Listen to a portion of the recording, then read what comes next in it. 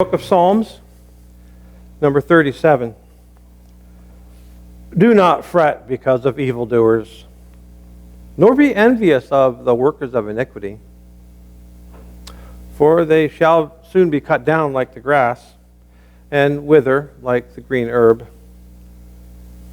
Trust in the Lord and do good. Dwell in the land and feed on his faithfulness.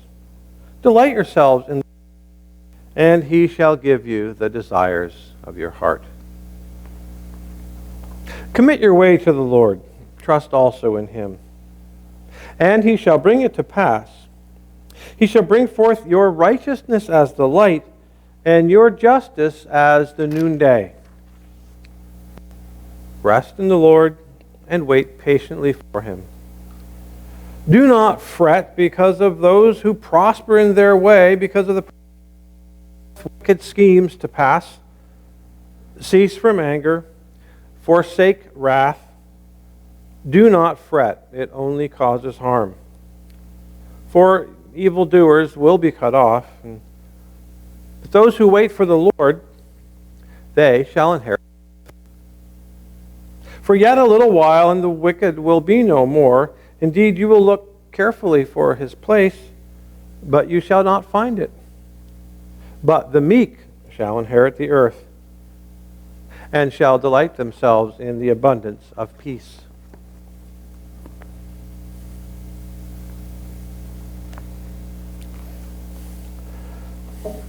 And our third and final lesson is from the work Arcana Celestia, number 6481.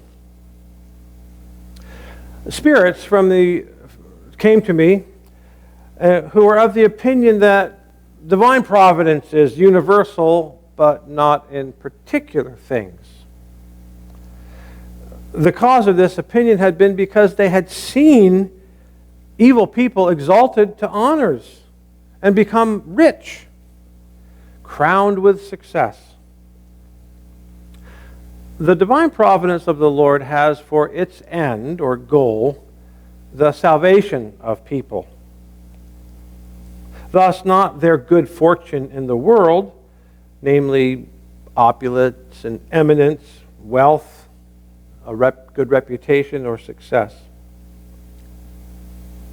However, most people attribute success or the work of divine providence in their favor if they become wealthy and become famous.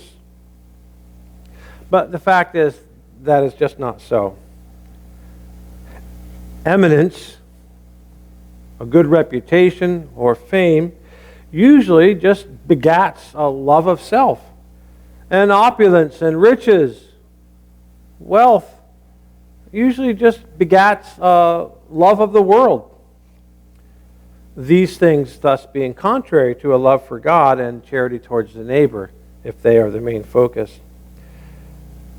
Therefore, such things are given to the evil as well as the good. They're given to the good if they do not withdraw them from good or from heaven.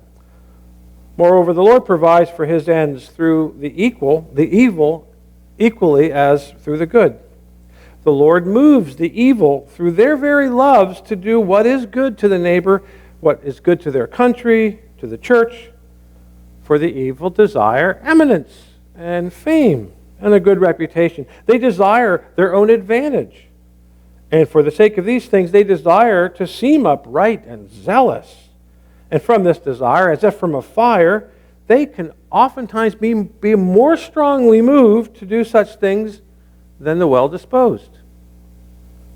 It is also permitted that the evil are able to believe that these things are from their own wisdom and that there's no divine providence involved, or only a universal one. As they are not willing to perceive otherwise in order that they might perform uses which are conducive to the public good, successes are given to them according to their projects. Such successes can oftentimes be great incentives for them, and in fact, then they can ascribe it more to their own selves than to the Lord, and are further motivated. Amen. Here end our lesson. 37 starts off with the words, "Do not fret because of evildoers." entitled the sermon, An Affirmative Spirit or an Affirmative Attitude in a Cancel Culture. What's the cancel culture anyway? It's not brand new, you know. There's been a cancel culture since forever. Jesus was up against a cancel culture, wasn't he? You know, that idea that we can just sort of do enough to get rid of somebody. Cancel them. And it's become more prevalent now because we live in a time when things can instantaneously be communicated all around the world. So the use of the internet and social media and the ability for one idea, if it goes viral, to just sort of take over, you know, the current attention span of the internet or Facebook or social media, Instagram, whatever it is that people are really finding their life in. And therefore, somebody can, you know, get a bad name, boom, cancel them. And it's not like innocent. People's whole livelihoods, their whole businesses, and all the people that work for them can just be quote unquote canceled, and a business is gone.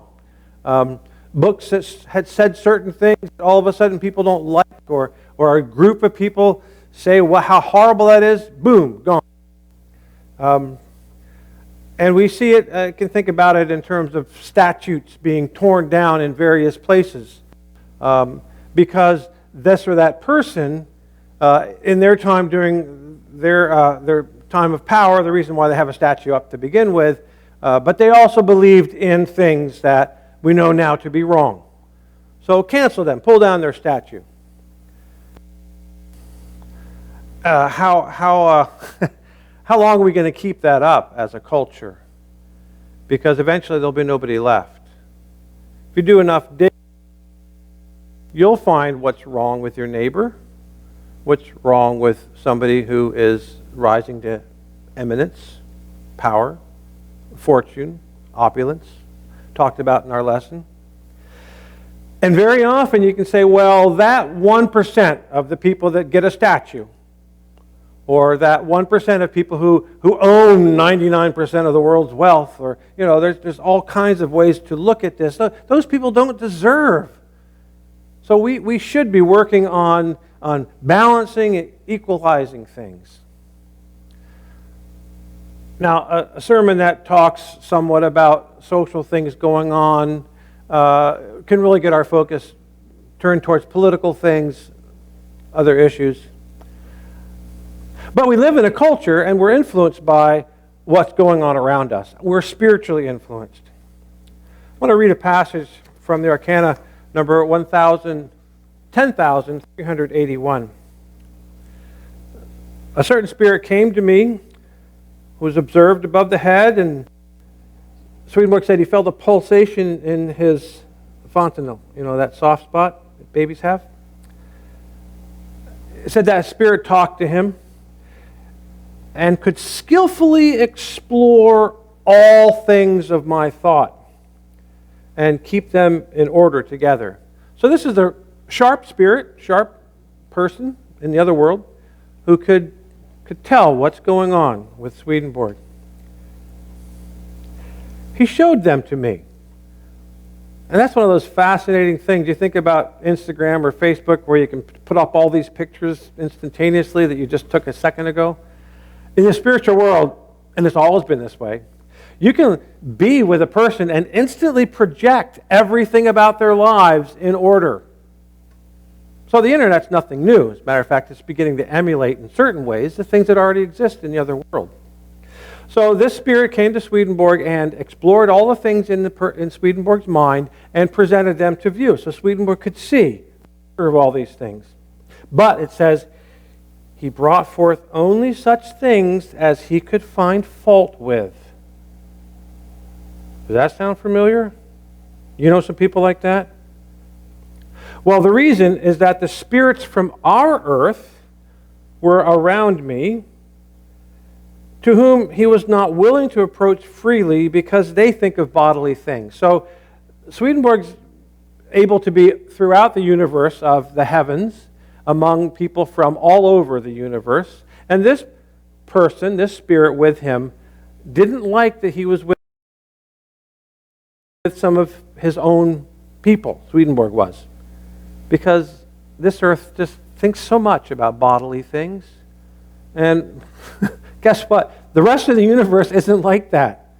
We're special, particularly in our natural. So it says, when this person found fault with me, it was given me, Swedenborg says, to say that what he blamed in me was not mine. But it belonged to the spirits who are around me, because what I think, I do not think from myself, but merely from influx. Now, does that sound like a cop-out on Swedenborg's part? Oh, it's not my fault. I'm just thinking the way I think because I'm around these other people. Think about that. He says, I'm only thinking what I'm thinking because I'm around these other people. I'll read it again. The fault that he found belonged to the spirits who were around me, because what I think, I do not think from myself, but from them by influx. It goes on saying, he wondered about this, and yet perceived that it is so. It was given to add that it is not angelic to seek for the evils with a person, unless at the same time we seek for goods. Now that might be the gem to take away from this passage. It's not right to look for faults unless at the same time we look for the positive things. It says, on hearing this, he departed, and then he acted from this indignation mentioned above. He wants to find fault. So, finding fault is very common.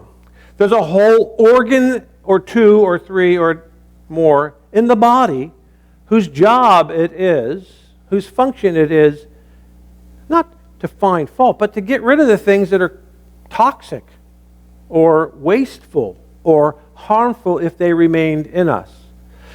We, in fact, have a whole digestive tract that does exactly that. It finds the good and it gets rid of the bad. So it's a whole process. But if our whole life is dedicated simply to finding fault with others, we're going to have a very unhappy life. And we might be very successful in it. We might start a whole culture of canceling others.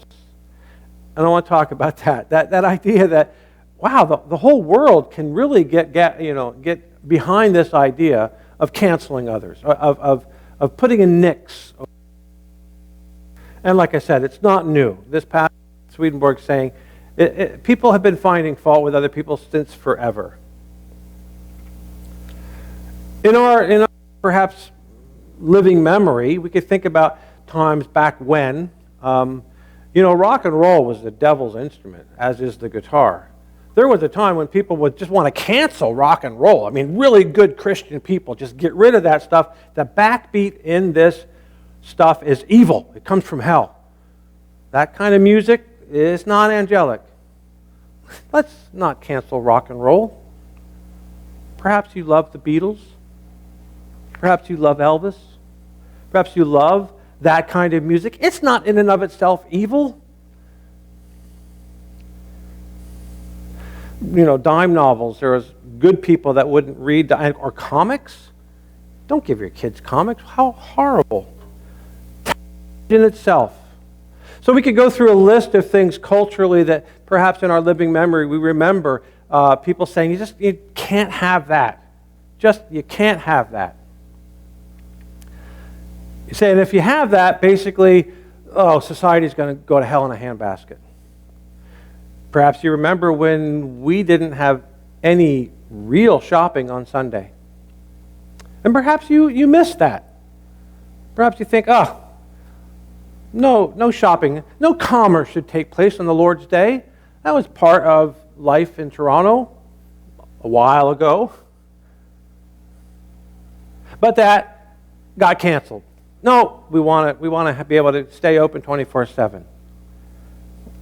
There's a lot of things that develop in our culture that we can look at and say, oh, it's bringing ruination. It's bringing destruction to have that kind of thing happening and being so acceptable among others. So one group wants to cancel another group, and another group wants to cancel this group. And again, it can become politicalized, right? It can become looked at politically that the left is trying to cancel the right, and the right's trying to cancel the left, even though I used the wrong hands to say that. The right's trying to cancel the left. Where does a good new church person thinking from the Lord's Word fit into that?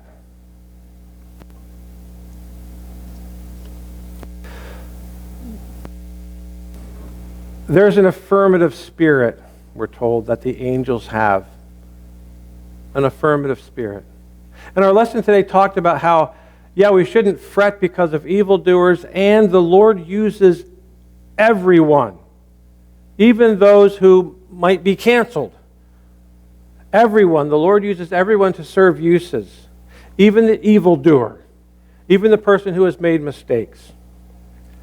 And especially, the Lord sees the potential for every one of us to come out of what we've done that's evil and into something that's good. So it's angelic. It's angelic, it says in number 1088 of the Arcana Celestia, to think and to speak well of others like the angels do. And perhaps you've heard of that your whole life. But does it help in the cancel culture?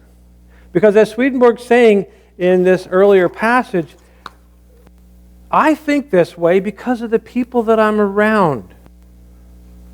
We're all under the influence of the culture around us. We don't know what the internet culture is going to do to us later on in life.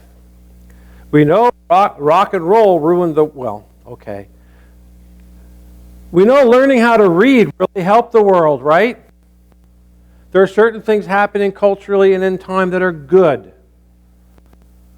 The instantaneous ability to condemn somebody through social media, is that good? Or can that really be a weapon of destruction? We have to watch where we place ourselves in that culture. We can find fault with other people because of who they're around. That spirit found fault with Swedenborg, and Swedenborg said, it's because of who I'm around. You're finding fault with the things that I think because I think the way other people around me think. It's by influx, the things that flow into our minds. And there is so much flowing to us at all times. We cannot possibly be in control of that. Not all of it. On the other hand, we can never abdicate or just say, oh well, I'll turn on whatever comes in. No, we have to mitigate against deadly variants. And I'm using the analogy with, but spiritually and mentally and emotionally and culturally, we need to push away those things that in fact are about condemning others just because they can be condemned. Some people get into the habit of just pointing out fault. There's a whole section in the Word called Ishmael, section about a story of Abraham's son, but with this Egyptian woman. So Ishmael is born of Hagar, and what's he all about? Simply finding fault. And that's a powerful state we go through, but we have to leave that state.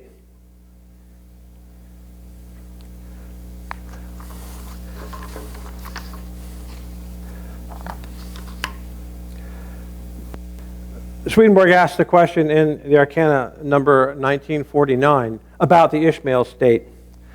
He's explaining that the rational is being developed. Ishmael stands for the first rational. His younger brother, Isaac, stands for the second. They're both fathered by Abraham, but Sarah is the mother of the the Isaac rational. Ishmael is a wild-ass man, kind of like a donkey out in the wilderness, untrained, and it says his hand is against all, and all are against him. The rational, the genuine rational, the truly developing state of the rational mind, in it belong charity and faith together. But this first state is when the Ishmael rational is developed, and it takes over, and it can easily take over our culture when people simply want to find fault. I'd ask the question, how can anyone believe that the rational truth separated from good is of such a nature that everything is against it? I myself, Swedenborg says, would not have known it if I had not been taught by actual experience. Whether you refer to it as the rational truth or of a person whose rational is of the nature of just truth, it amounts to the same thing. The person whose rational is of such consists in truth alone. Forget mercy, forget love, forget good. You want to know the truth, and the truth's going to make you free. You can take the truth and you can abuse it in such a way. Truth of faith never is alone. But truth by itself can produce a kind of faith that is the Ishmael rational. It's the overall cancel culture of finding faults with others. This person is quick to find faults, makes no allowances, is against everyone, regards everyone as being in error, and instantly prepares to rebuke, to chasten, and to punish. Shows no pity. Does not apply themselves, and makes no effort to redirect people's thinking. For the views of everyone from this standpoint is from truth alone, and nothing from the standpoint of good. In short, this is a hard person. The one thing that can soften their hardness is the good of charity. For good is the soul of truth. It draws near and implants itself in truth. Then truth becomes so different that it can hardly be recognized. You know, two people can belong to the same church, have the same set of teachings, and come to apparently completely different opinions about certain things. We all must make that journey to find out how do we implant or let the Lord implant in the truth that we have goodness. Because truth alone is, faith alone, it's dead. But when we implant it or allow the Lord goodness, then it truly lives.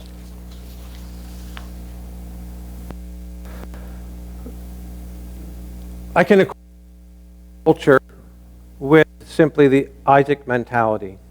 Now that's not fair. Overall, there are many things having to do with accountability that are part of what we would think of as the culture. The account people just can't quite get away with certain things because the world is watching. The number of cameras we have all over the world, and the ability for people to instantaneously look into so many things about you.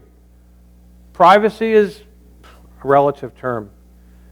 In one sense, none of us have privacy. Modern world are being viewed and being monitored all the time. You know, it's worse in the other world. You're monitored all the time there too. But the thing about the cancel culture is the idea that we have the responsibility to go after other people's faults. And it's good to look for the good in other people, and it's really important also to be discerning. You know, so the writings give a lot about discernment. A couple of the passages mentioned, and I mentioned the body itself, the human body, the grand man of heaven, has especially a kidney function, but also just your teeth and your whole digestive, to tear things apart and to distinguish what is good and what's wrong, what's not good. So in several places it talks about if you're choosing somebody for a position, you don't just look at them externally, you vet them, right? You find out more about them. The writing's really clear doing that. You look for their integrity, their modesty, their piousness, their uprightness. And it talks about a young man looking at a field, it says, and it's going back to the Isaac story of Isaac out in the field before Rebekah showed up. We'll look over the possible partners and become acquainted with those possible partners and choose for them one who they can ascertain is of the character that would be suitable for them. So we have to make that discernment. And if we find other people who aren't suitable for certain uses, we don't just dismiss them. We recognize they're not for me, but they're for somebody or something else. So when we look and think about different people that have made choices, especially historically, we don't know what all was involved with the choices made. It's not ours to judge. The Lord will take care of the judgment of those other people. It's ours to find the value that is compatible with us. And that's why there's a whole section in Conjugal Love about similitudes, the things that are similar between people, especially things of a spiritual nature. The Lord on the Sermon of the Mount said, don't call your brother, don't call the other person rakah, you fool, you good for nothing, another translation, or you who are empty of good. It's a horrible judgment. And it's a part of what kind of comes up in the cancel culture to basically saying, that person made this mistake, forget them. They're not good for anything. Rakah. In the story about Noah, Noah was saved. People that were with him got down off the ark. He planted a vineyard. He got drunk. Two of his sons were interested in the fact of finding fault. One of them was not interested. But it says Noah was a perfect man. In explaining that, it said, no, he wasn't. Those people weren't. But they had the potential to develop into a very good church. So it's important to recognize that when people make mistakes, the potential for the Lord to bring them around from the mistakes is really important. Really important for us to give people a second, third, etc. chance, because the Lord gives us those chances. The quality of that man, it says of Noah, is described in general, not as he was, but as he was to become. Especially when dealing with children. People in the Ishmael rational state, dealing with them to see, right now, not doing so well, but they have the potential to do better. And what can we do? Not to condemn them for the mistakes they're making, but, as I said, to see how best to lead them into making better choices. That's the church, Sarah, who's the mother of Isaac. That's the image of the new church that we want to become. Not the church Hagar that gives birth to the Ishmael rational. Abraham represents that divine good and truth that's celestial. It works through what is represented by Sarah to produce Isaac. Isaac, whose name means laughter, the desire to share with others and be in loves that are common and good. We can so easily live in a cynical world and partake of that cynical world and dwell in things of the Ishmael, regarding all other people as false and in falsity, rebuke, chastise, punish, and not apply ourselves to helping other people do amends. Important for us to see ourselves as in that church represented by Abraham and Sarah producing Isaacs, producing living, rational view of people in the world. Not that we don't discern when things are bad or dangerous or toxic. There is a use for the kidneys, and the church must have that as well. But overall, we're accepting, and we're led to be accepting of all people, all their behaviors, but of all people, because that's the only way we can be acceptable to the Lord. If we go around saying, this is who I am, this is what I am, Lord, you must take me the way I am, and no other way, we find ourselves flushed through the kidneys. If we say, this is the culture I grew up in, this is how I am, and I'm going to stay this way, again, we condemn ourselves by maintaining that attitude. Swedenborg said, don't condemn me. You're reading what's going on because I'm of this culture. I'm surrounded by this kind of influx. We ourselves have to discern under what influence will we be. We think about people that we know that got in trouble because they were under the influence of alcohol while they drove a vehicle. That's not who they are overall in their life. They made a mistake. Can you find forgiveness in your heart for somebody who killed a child because they were drunk while they were driving? That's a lot to ask. And yet the Lord doesn't pin down anybody to any one of their actions and say, that's where you are, you're stuck there. That's who you are. Thank goodness, right? We can all come up from those mistakes that we've made. The Lord can see the potential in us, like He sees the potential, as it said, of the church Noah. It's really important when we're in a time capsule, as we all are, to recognize that what's going on in this moment isn't forever. What's happening right now and what's going on with our state isn't forever. We're not just who we are right now. We have the potential to become an angel of the Lord. And we have the potential to consistently try, if we can't succeed, to think like an angel of the Lord. And that is not the cancel culture.